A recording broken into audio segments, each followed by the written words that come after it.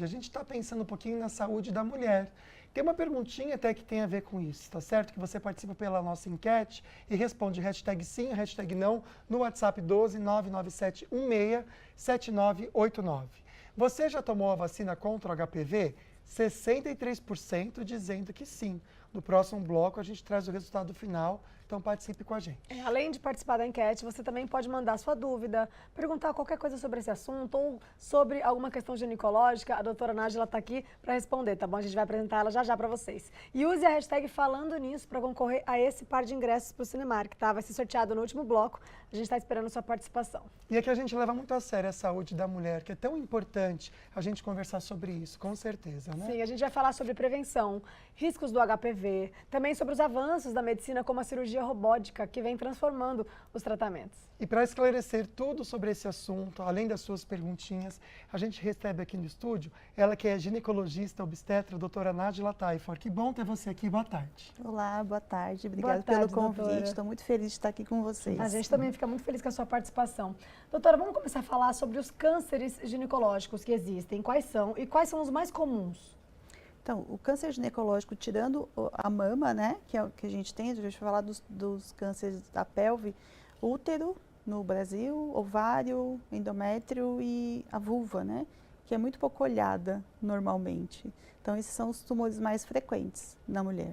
Tá certo. Quando a gente pensa, né, nessa parte íntima da mulher, existe muita vergonha de falar sobre. Então, com muito respeito, a gente traz esse assunto para você em casa. Maridão, preste atenção também, é importante os homens estarem atentos para ajudarem as companheiras, né? Mas existe, e esse preconceito, esse medo acaba piorando na hora de um diagnóstico, às vezes é um diagnóstico mais tardio, doutora, você percebe isso? Percebo, é um assunto que tem meio que um tabu. Então, é importante a gente falar por isso, porque às vezes o paciente já está tendo alguns sintomas, alguns sinais da doença, mas evitam ir no hospital porque tem vergonha. Isso é muito comum.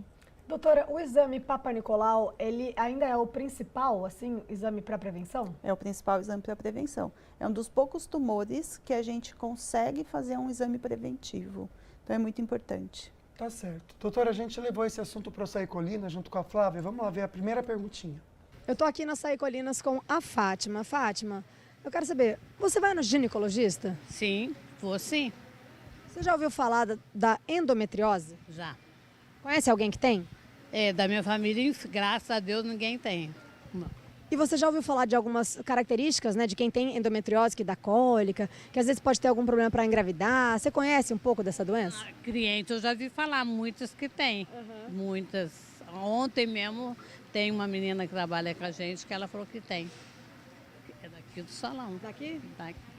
Eu quero saber, quanto que a endometriose pode afetar na qualidade de vida das mulheres?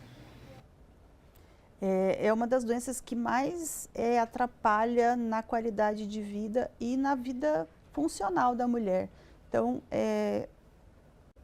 tem muitos sintomas de dor, dor crônica, né? Pacientes com dores crônicas, cólicas menstruais, às vezes dor entre os ciclos, dor na relação, infecção urinária de repetição. Então, assim, às vezes fica investigando, tem muita infecção de urina, e isso pode ser endometriose.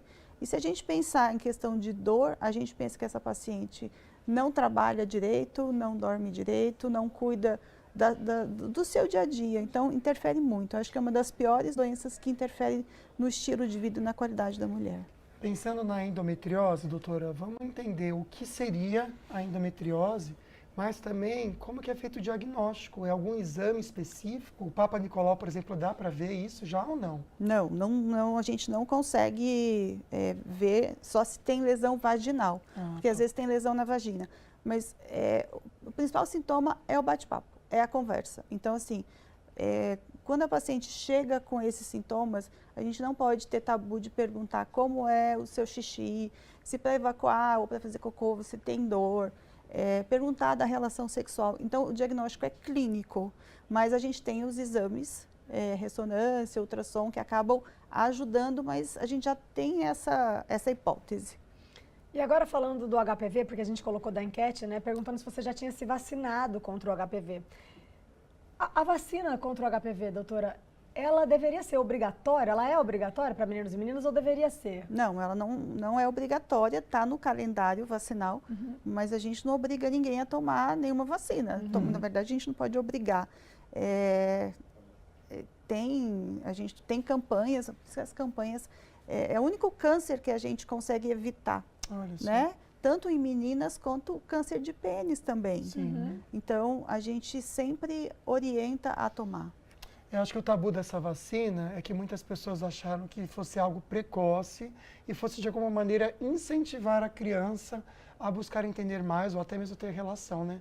A gente mostrou matérias falando sobre isso, mas é algo que tem que ser quebrado, porque ele é muito importante. Como a doutora falou, é um dos únicos cânceres que a gente consegue não ter, porque a vacina vai te proteger, então ela é tão necessária. Depois a doutora explica sobre idade para a vacina, quem é mais velho, se é bom tomar ou não.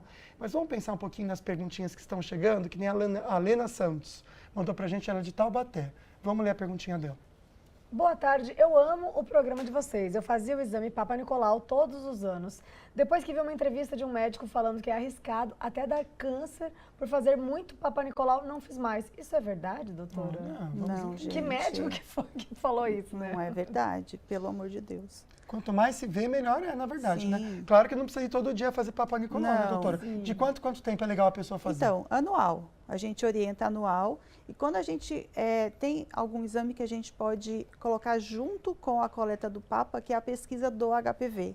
Então, ele aumenta a sensibilidade do exame. Né? Então, se o exame estiver negativo, a gente pode até colher a cada 2 anos.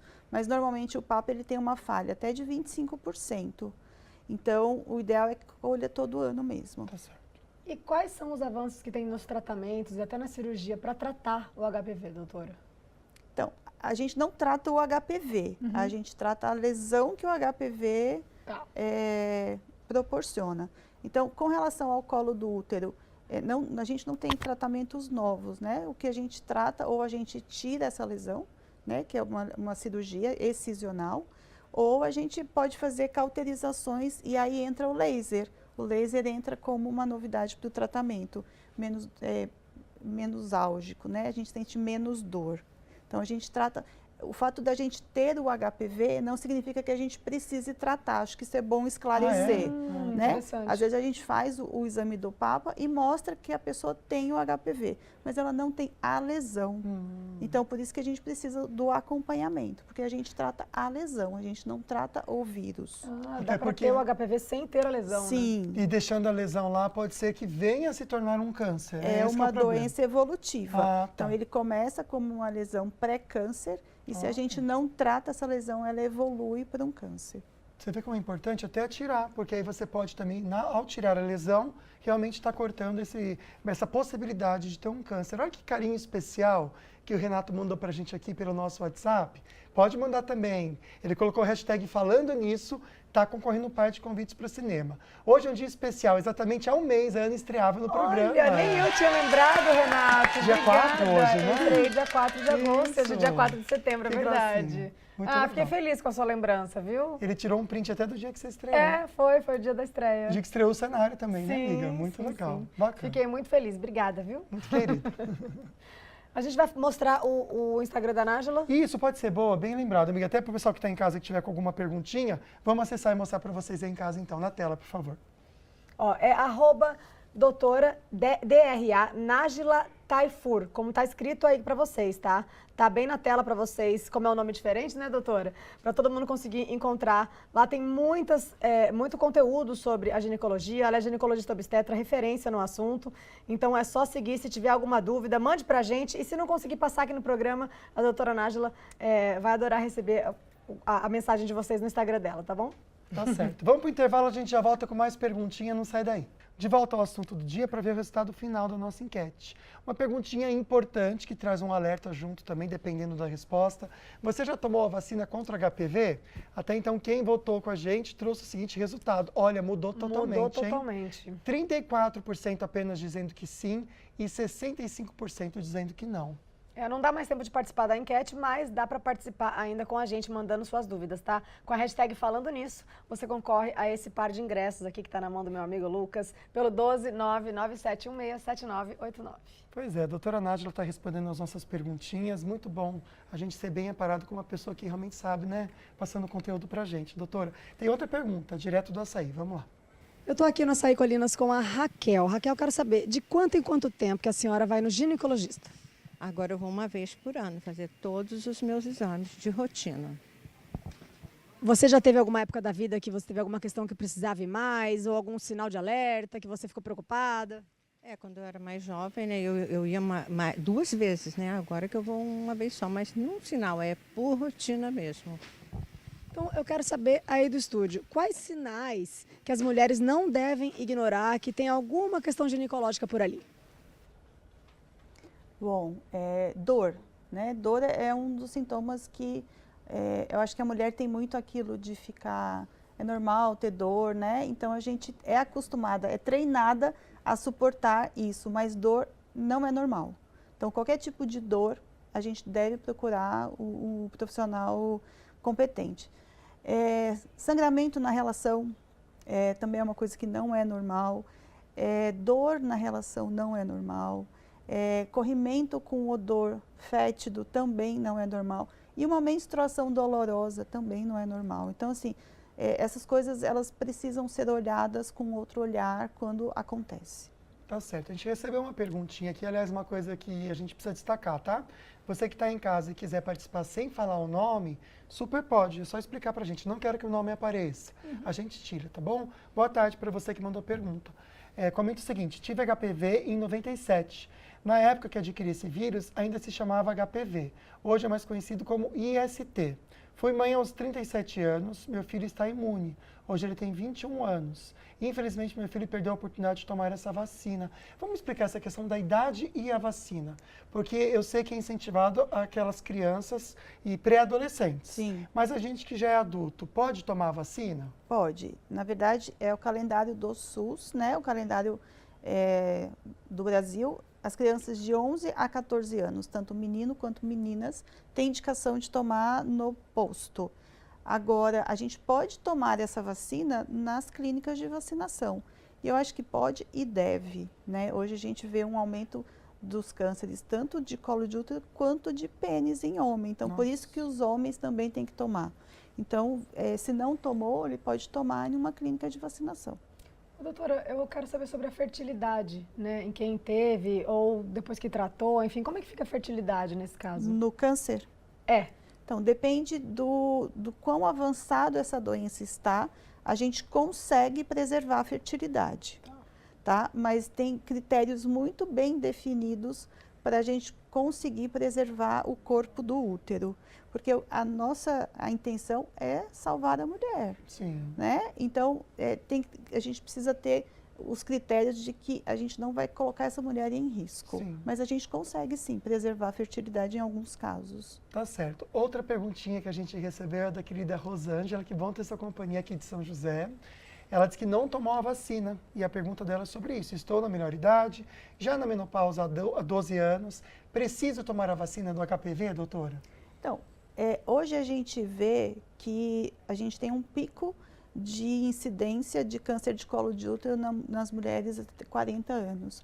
Agora, a gente está tendo um segundo pico em mulheres depois dos 50. Porque as mulheres se separam e acabam se envolvendo com outras pessoas e até ela conseguir talvez encontrar outro parceiro, ela acaba tendo relações. Então, assim, a gente está orientando. Em bula, a vacina é de 11 a 45 anos. Mas em situações onde a mulher começa a ter atividade sexual, né, variada com outras pessoas, não só com o seu parceiro fixo, acho que vale a pena sim tomar. Então, em questão de idade, não tem uma idade limite para se tomar a vacina. Perfeito. A Tânia de São José dos Campos, ela não tomou, hashtag não, e está usando a hashtag Falando Nisso, está concorrendo ao nosso par de ingressos, viu? Boa tarde, tenho uma filha de 5 anos e gostaria de saber qual a idade ela vai tomar a vacina HPV, quais os benefícios da vacina. Como a doutora falou, acho que com 11, né, 11, que já pode tomar. 11. Perfeito. E os benefícios, vamos só reforçar, né? Proteção realmente desse vírus. Contra as doenças pré-invasivas e as invasivas. Porque você pode até ter contato com HPV, mas o teu corpo ele já fica com uma imunidade mais alta para essa transformação que ele produz nas células do colo do útero. Perfeito. Olha só, o Nilson fez uma pergunta interessante. Vamos saber se é mito ou verdade. É verdade que se a mulher fica muito tempo sem relação, ela pode adquirir uma doença ginecológica? Não. Não. Não. Então não, amigo. Não, gente. Não. Isso é lenda. Como a gente tem muitas lendas, né, que ocorre aí na questão da saúde da mulher. Perfeito. Ó, eu vou deixar para vocês, então, mais uma vez, o Instagram da doutora Nájila, tá? Porque daqui a pouco a gente vai voltar a falar com ela, mais da participação de vocês. Então, é DRA, de doutora, Nájila, com J mudo, Tayfur, como se escreve aqui, ó, como tá na tela de vocês, tá bom? É só arrastar que vocês vão encontrar muito conteúdo bacana lá da doutora. Ela também pode responder as dúvidas de vocês pelo Instagram, tá bom? E agora de volta para o nosso assunto de hoje, a gente está aqui no estúdio com a doutora Nájila Tayfur, que é ginecologista, a gente vai ver uma participação de vocês agora. A Iraci Adriana, boa tarde, seus lindos. Eu fiz ultravaginal, esse exame detecta algumas doenças? Ou mesmo fazendo esse exame é necessário fazer o Papa Nicolau? Um não substitui o outro, né, doutora? Oi, Iraci, isso mesmo, não substitui. O Papa Nicolau é para prevenção de câncer de colo. O ultrassom, ele vai mostrar algumas alterações no ovário e na parte interna do útero, que chama endométrio. Então, são exames distintos.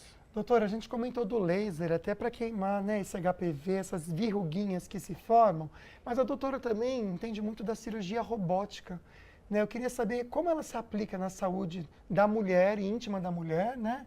E como ela é melhor, até para a pessoa conhecer um pouquinho dessa tecnologia. Então, a cirurgia robótica foi um ganho muito grande que a gente teve na saúde, né, em realizações de cirurgia que a gente chama de minimamente invasiva.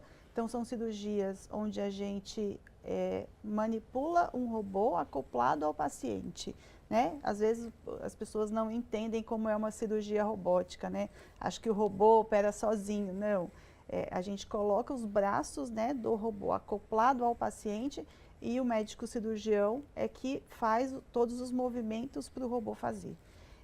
Ela vem como um ganho de imagem, o que o cirurgião enxerga quando ele está operando é uma visão em 3D, então melhora muito a questão de delicadeza nos movimentos, sangramento, infecção e principalmente dor no pós-operatório, né? Que a cirurgia, na verdade, ela é feita da mesma forma, tanto aberta, convencional, por laparoscopia e por robô.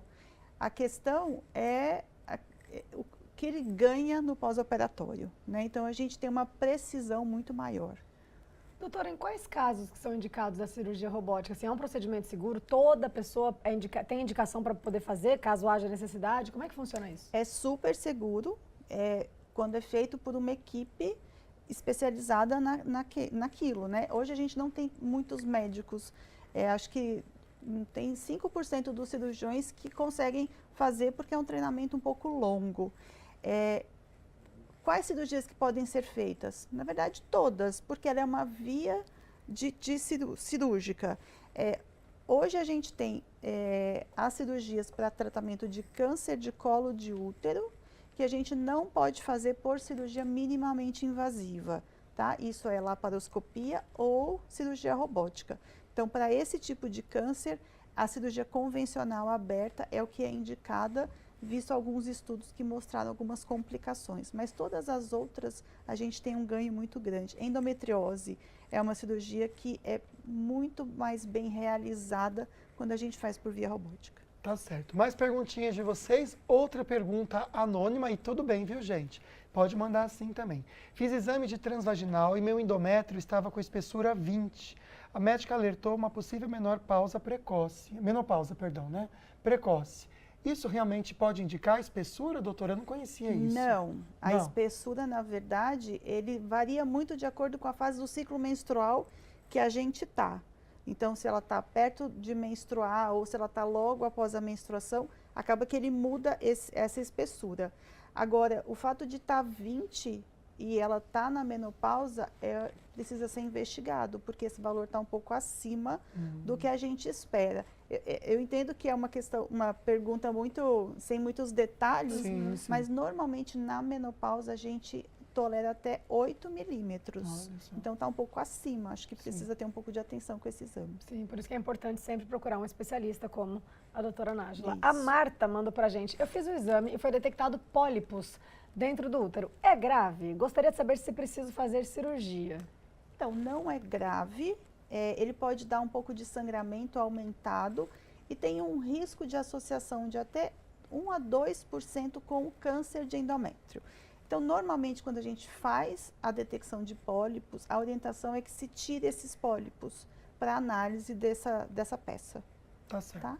A Maria José faz uma pergunta muito importante. Obrigado, viu, Maria José? Fui no posto de saúde e me falaram que depois dos 65 anos não é mais obrigatório fazer o Papa Nicolau. É isso mesmo, doutora?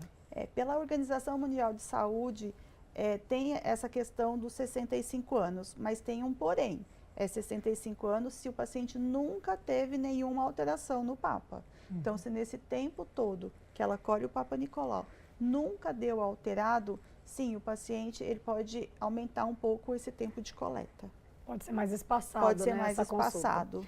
A Flor Santos, de Caraguatatuba, boa tarde. Teve espessamento do endométrio com pólipo. Já fiz 2 curetagens. Eu posso optar para a retirada do endométrio? Existe essa possibilidade sem ter que retirar o útero?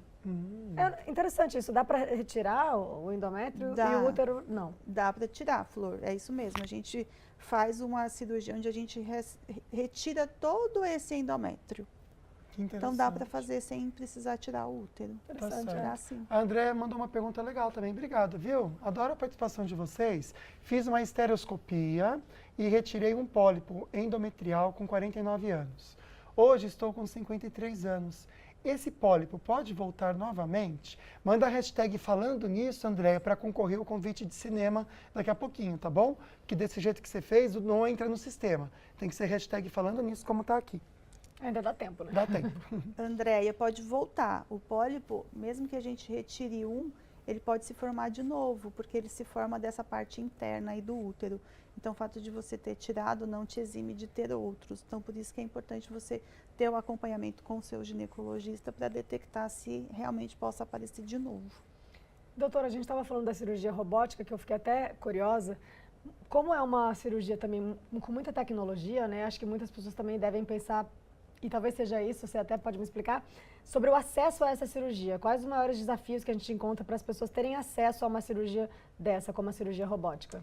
Tem alguns hospitais, eu sou de São Paulo, então eu vou falar de São Paulo. A gente tem dois hospitais no SUS que tem a cirurgia robótica, que trata de câncer, mas na maioria das vezes o que impacta é a questão do custo. Sim. Porque o convênio só libera os custos da robótica para prostatectomia. Então, para retirada de próstata no câncer de próstata no homem. Para as outras comorbidades, o convênio não arca com a questão do uso da tecnologia. Então, é um a mais que o paciente precisa estar pagando para usar a tecnologia. Eu acho que isso é o que mais impacta. Sim. Porque todo mundo quer uma cirurgia mais moderna, com menos riscos, e às vezes isso não cabe no bolso do paciente. Aqui em São José dos Campos, a gente tem um hospital aqui na região da Vinhate que tem o robô. Então, realmente é um custo a mais. Sim. Né? Mas interessante a pergunta. Vamos trazer a pergunta da Luciane Guzmão, que eu achei também bem legal tirar essa dúvida, viu? Obrigado, Luciane. Gostaria de saber com a doutora a respeito da vacina oferecida pelo SUS. Quem toma essa vacina já está imune aos 4 tipos de HPV ou é necessário tomar outra no particular para também se imunizar aos outros tipos de HPV, doutora? Lu, essa pergunta é bem legal, É. porque no SUS a gente só tem a quadrivalente, que é essa vacina mesmo contra 4 tipos de HPV. Entrou no Brasil ano passado a vacina nonavalente, que são contra 9 vírus. Olha. E ela acabou que entrou no mercado porque a gente está detectando mais cânceres de colo de útero relacionado a outros vírus, que não é o 16 e o 18 que está nessa vacina do SUS. A recomendação é que se você puder tomar a vacina, você vai estar ampliando aí o teu cuidado. Então, acho que vale a pena sim. Tá certo. Ó, se sua pergunta não foi respondida aqui com a gente, vou deixar o Instagram da doutora Nájila, tá? Para vocês tirarem suas dúvidas, acompanharem o conteúdo que ela posta. É DRA Nájila Tayfur. Vocês estão enxergando aí? É Nájila com J mudo, Tayfur com AYFOUR, tá? Para vocês acompanharem aqui o Instagram, tirar suas dúvidas, mande uma mensagem para a doutora Nájila, que ela vai ter o maior prazer de receber vocês e de responder as dúvidas de vocês, tá bom? Obrigado, doutora, pelas Muito informações por ter obrigada. vindo, viu? Obrigada a A gente ficou muito vocês, feliz. A viu? gente agradece muito sua participação. Obrigada. Vamos lá, momento do sorteio. Você que mandou perguntinha pra gente, algum comentário com o hashtag falando nisso. Beth! Parabéns! Parabéns, Beth. Daqui a pouco a nossa equipe vai entrar em contato com você, tá? E amanhã a gente vai ter um programa com um tema delicado e importante. Olá, eu gostaria de convidar todos vocês para um bate-papo muito importante sobre a campanha Setembro Amarelo. Vai ser na sexta-feira, à 13h, no programa Falando Nisso. Conto com vocês. Até lá. Muito obrigado por hoje, viu? Pela sua companhia. É muito importante pra gente. Fica com Deus. Obrigada, viu? Boa tarde. Boa semana. Tchau, tchau.